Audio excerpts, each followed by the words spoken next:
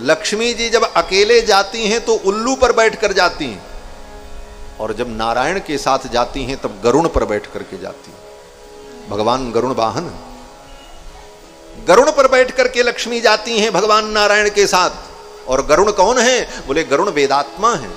वेदात्मा विहगेश्वरो यवनिका माया जगन्मोहिनी। गरुण वेदात्मा है, ज्ञान स्वरूप है। गरुण भगवान के परम भक्त हैं, वाहन हैं, भगवान के परिकर हैं। तो नारायण के साथ जब लक्ष्मी आती हैं तो गरुण पर बैठकर आती हैं, और जब अकेले आती हैं तब उल्लू पर बैठ करके आती हैं। इसका मतलब अकेले लक्ष्मी को बुलाओगे तो लक्ष्मी तुमको उल्लू बना करके चली जाएगी, तुमको उल्लू बना करके चली जाएगी और तुम कुछ नहीं कर सकते। और नारायण के सहित लक्ष्मी आएंगी तो तुमको गरुण बना देंगे। गरुण कौन है? बोले भगवान के वाहन हैं। गरुण जी महाराज वेदात्मा हैं। गरुण जी जब चलते हैं तो उनके पंख से वेद के मंत्र प्रकट होते हैं। गरुण जी महाराज जब चलते हैं तो उनके पंख से वेद की ध्वनि प्रकट होती है, सामगान होता है। गरुण जी महाराज वेदात्मा है। निखिल वेद नीडाधिरूढ़ द्विशत कंठनोत्कंठ पीडी कृत स्कंद मीडे, वो गरुण जी महाराज। तो अकेले लक्ष्मी जो है वो सुख नहीं देती। लक्ष्मी भी भगवान के चरणों को अपना धन समझती, इसलिए इस बात को हमें भी समझना चाहिए। लेकिन ये बात कहाँ समझ में आएगी? जब कथा में आओगे तब समझ में आएगी, घर बैठे थोड़ी आएगी। इसीलिए कथा सुनी जाती है, कथा में सारे रहस्य पता चलते हैं। तो भगवान के चरणारविंद ही परम धन है। लक्ष्मी भी जिनके चरणों को अपना धन मानती है, उन भगवान को कोई क्या खरीद पाएगा? कोई पैसा से खरीद सकता है? क्या दोगे भगवान को? तुम क्या दे सकते हो? एक भक्त कहता महाराज मैं क्या दूं आपको? रत्नाकरोस्ति सदनम गृहिणी च पद्मा। आपका घर कहां है? रत्नाकर। रत्नाकर माने समुद्र। समुद्र में भगवान रहते हैं, क्षीर सागर में। और समुद्र क्या है? बोले रत्नों का आकर है, सारे रत्न उसी में। कौन सा रत्न दोगे भगवान को? हीरा पन्ना पोखराज सब भरा है समुद्र में पहले से, उसी में रहते हैं भगवान। तो भक्त कहता है रत्नाकरोस्ति सदनम, रत्नाकर ही आपका सदन है, आपका घर है। गृहिणी च पद्मा, और लक्ष्मी आपकी गृहिणी है। किम देयमस्ति बदमे जगदीश्वराय। हे जगदीश्वर मैं आपको क्या दूं, आप ही बताओ। आपको क्या दूं? रुपया तो मैं दे नहीं सकता क्योंकि आपके पास लक्ष्मी बैठी। हीरे पन्ने पोखराज मैं क्या दूं? आप समुद्र में हो और समुद्र रत्नाकर है। तो भगवान कहते हैं मुझे कोई वस्तु मत दो, तुम अपने आप को ही मुझे दे दो। मैं तुमको चाहता हूं, तुम्हारी वस्तु नहीं चाहता। वास्तव में भगवान तुम्हें चाहते हैं, तुम्हारे धन को नहीं चाहते।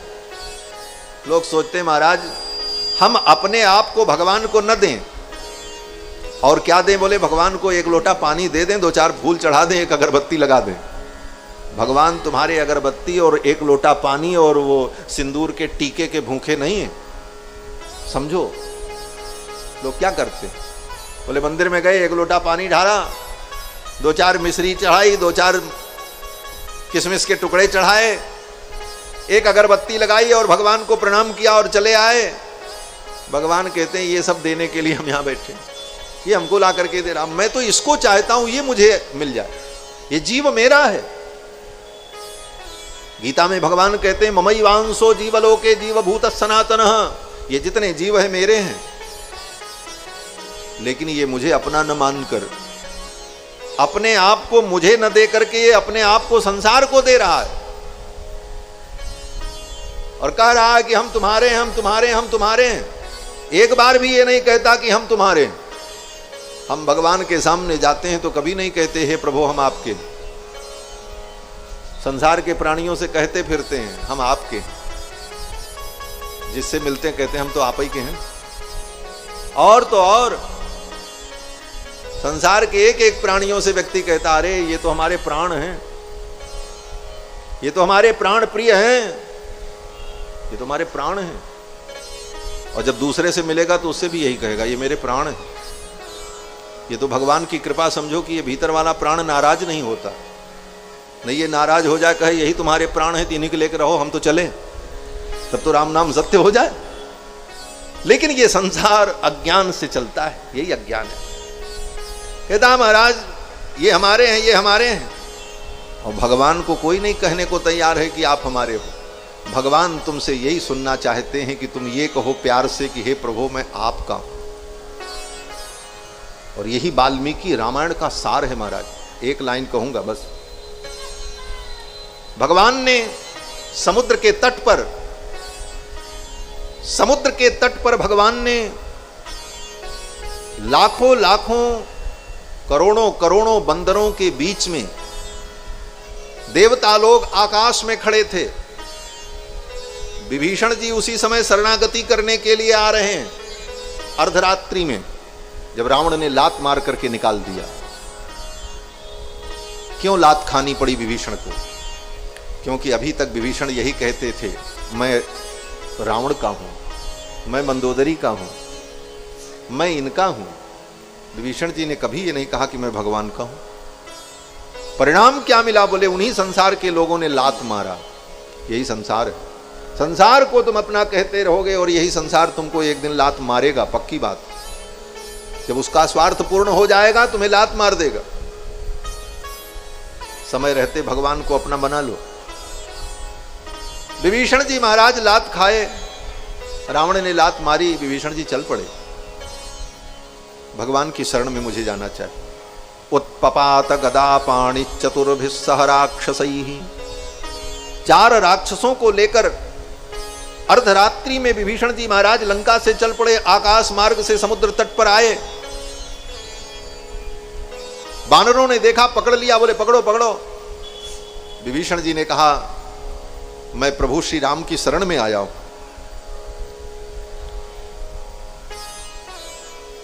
भगवान से निवेदन कर दो, मैं उनकी शरणागति करने आया हूं। विभीषण ने कहा कि मेरा परिचय दे देना।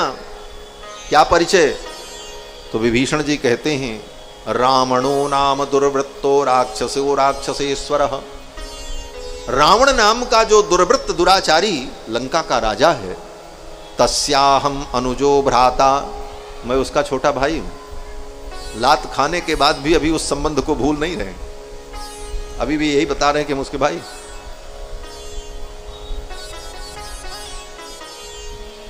लेकिन यहां पर एक दूसरा भाव भी है।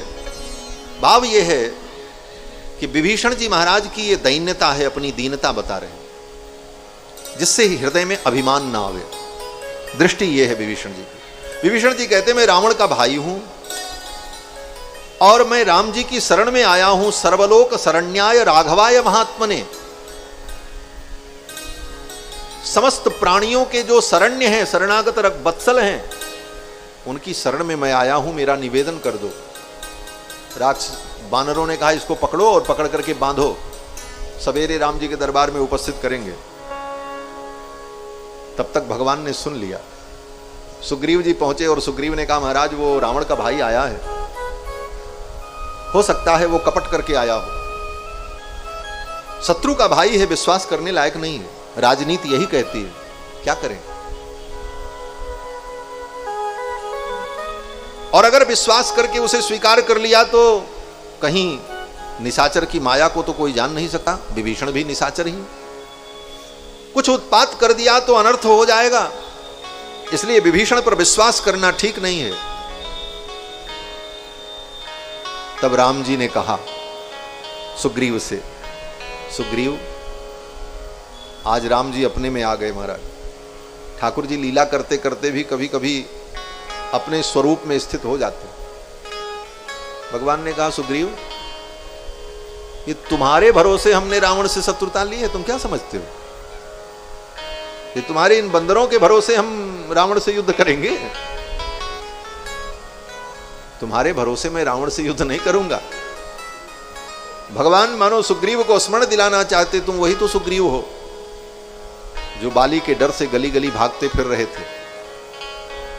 तुम अपनी रक्षा नहीं कर पा रहे थे बाली से, मैंने ही बाली को मार करके तुमको निर्भय किया, तो मैं तुम्हारे भरोसे हूं, ये मत सोचना। और रही बात राक्षसों की, तो राम जी ने वहां पर अपना स्वरूप प्रकट कर दिया। राम जी ने कहा, सुग्रीव, पिशाचान दानवान कूरान पृथिव्याम चैव राक्षसान अंगुल्यग्रेण ताम हन्यम इच्छन हरिगणेश्वर। हे वानरराज सुग्रीव, इस पृथ्वी पर जितने निशाचर हैं, जितने पिशाच हैं, जितने दानव हैं, पिशाचान दानवान क्रूरान, जितने भी दानव पिशाच राक्षस हैं, अंगुल्यग्रेण ताम हन्यम इच्छन हरिगणेश्वर। हे सुग्रीव, मैं उन समस्त राक्षसों को, पिशाचों को अपनी अंगुली के अग्रभाग से मार सकता हूं। ये मत सोचना कि तुम्हारे भरोसे हमने ये शत्रुता मोल ली है। भगवान कहते हैं, मैं तो उनको अपने अंगुली के अग्रभाग से मार सकता हूं। अंगुली के अग्रभाग से किसको मारा जाता है? अंगुली के अग्रभाग में क्या होता है? बोले नख होता है। और नख से किसको मारा जाता है? बोले सबसे क्षुद्र जीव को नख से मारा जाता है। सबसे क्षुद्र जीव कौन होता है? बोले जब व्यक्ति शरीर की सफाई न करे तो बाल में और कपड़े में चीलर पड़ जाते हैं, जुआ पड़ जाता है। और जुए को कहाँ मारा जाता है? जुआ के लिए कोई बंदूक लाई जाती है क्या? जुआ के लिए कोई तलवार लाई जाती है क्या? ये माताएं तो बहुत अच्छे से जानती होंगी। हमारा धीरे से इसे निकालें और चट्ट से काम खत्म। अंगुल्यग्रेण ताम हन्यम इच्छन हरिगणेश्वर। अंगुली के अग्रभाग से जैसे एक नन्हे से जीव को, चीलर को, जू को व्यक्ति मार देता है चुट्ट से, उसको मारने में कोई श्रम नहीं होता। भगवान कहते हैं ये राक्षस पिशाच दानव मेरे लिए जुए के समान। अंगुल्यग्रेण ताम हन्यम इच्छन हरिगणेश्वर। इसलिए डरो मत, जाओ विभीषण को ले आओ। सुग्रीव ने कहा, महाराज अगर वो रावण ही कहीं विभीषण के रूप में भेष बदल के आया हो तब क्या होगा? क्योंकि माया भी है राक्षस। भगवान ने सुग्रीव से कहा, रे सुग्रीव, यदि वा रावण स्वयं रावण ही आया हो तो कोई बात नहीं, ले आओ मेरी शरण में, आने दो, कोई चिंता नहीं। ये रघुनाथ जी है महाराज, ऐसे ही से राजाधिराज। भगवान श्री राम कहते हैं, ले आओ। उभय भांति ते ही आनहु हसिकह कृपा निकेत, जय कृपालु कहि कपि चले अंगद हनु समेत। अंगद को लेकर, हनुमान जी को लेकर के सुग्रीव जी चल पड़े लेने के लिए, विभीषण जी को लेकर के आए। उसी प्रसंग में भगवान श्री राम ने कहा, सुग्रीव मेरी एक प्रतिज्ञा है। बोले क्या प्रतिज्ञा है? बोले एक बार कोई व्यक्ति मेरे सम्मुख आकर के कह दे तवास्मि, मैं आपका हूं। यही बात मैं कह रहा था ना कि भगवान के हो, ये बात भगवान से कहो कभी। ये वाल्मीकि रामायण का प्रसंग है। भगवान स्वयं कहते हैं रघुनाथ जी कि सकृदेव प्रपन्नाय, एक बार प्रपन्न होकर मेरे सम्मुख आकर कोई प्राणी ये कह दे कि तवास्मीति च याचते, हे प्रभु मैं आपका हूं। बस तवास्मीति, तव अस्मि इति माने बस इतना ही कहना, इससे आगे नहीं कहने की जरूरत। ये राम जी की वाणी है। रामो दुर ना विभाषते, राम जी दो बार नहीं बोलते, एक बार जो कह दिया वो पत्थर की लकीर है। राम जी कहते हैं कि तवास्मि, मैं आपका हूं, इति याचते, ऐसी याचना कर ले, कह दे। तो भगवान कहते हैं अभयम सर्वभूतेभ्यो ददाम में तद्व्रतम मम, मैं उसको सारी दुनिया से अभय कर देता हूं, निर्भय बना देता हूं। ये मेरा व्रत है, ये मेरा नियम है। लेकिन कोई आकर के मेरे सामने कहे तो कि मैं आपका हूं। और विडंबना जीव की कि जीव भगवान से ये नहीं कहता कि मैं आपका हूं। जीव यही कहता मैं तो इनका हूं, मैं तो इनका हूं। अरे भगवान से भी एक बार कहो कि मैं आपका हूं। भगवान ये सुनना चाहते हैं कि तुम सच्चे मन से कहो कि मैं हे प्रभु आपका हूं। भगवान तुम्हारी अगरबत्ती और तुम्हारे फल फूल के भूखे नहीं हैं, वो तो केवल तुम्हारी भावना को व्यक्त करने का साधन मात्र है। असली भाव तो ये होना चाहिए, हे प्रभु मैं आपका हूं, और इस भाव से आप कुछ भी अर्पित करोगे तो फिर भगवान स्वीकार करेंगे। पत्रम पुष्पम फलम तोयम, पत्र पुष्प भी समर्पित करोगे तो भगवान स्वीकार करेंगे। लेकिन अपने आप को तुमने भगवान को नहीं दिया तो फिर कितना भी दुनिया की वस्तुएं देते रहो, तुम्हारी उन वस्तुओं का भगवान की दृष्टि में कोई मूल्य नहीं।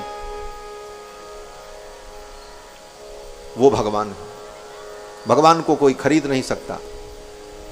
भगवान कहते हैं तुम केवल मुझे अपना बना लो। तुमने अपना मन सबको तन दिया, अपना धन दिया, तुम अपना तन भी संसार को दे दो, तुम अपना धन भी संसार को दो। भगवान कहते हैं न तुम्हारा धन हमको चाहिए, न तुम्हारा तन हमको चाहिए।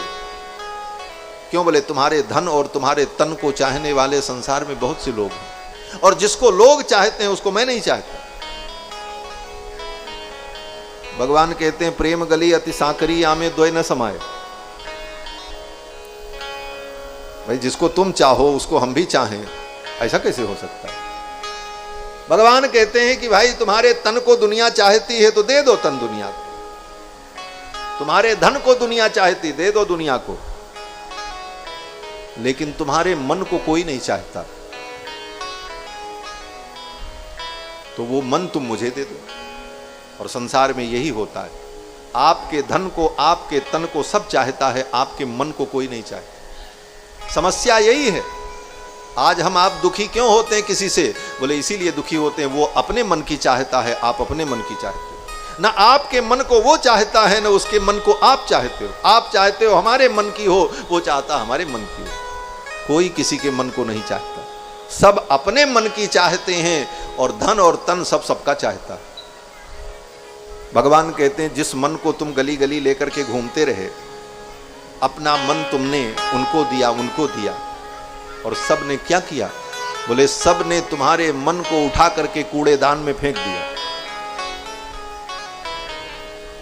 बोलो श्री सीतारामचंद्र भगवान की। भगवान कहते हैं कि तुम्हारे मन को लेकर के लोगों ने कूड़ेदान में फेंक दिया, और मैं पीतांबर फैला करके खड़ा हूं, तुम अपने मन को मेरी झोली में तो डाल दो।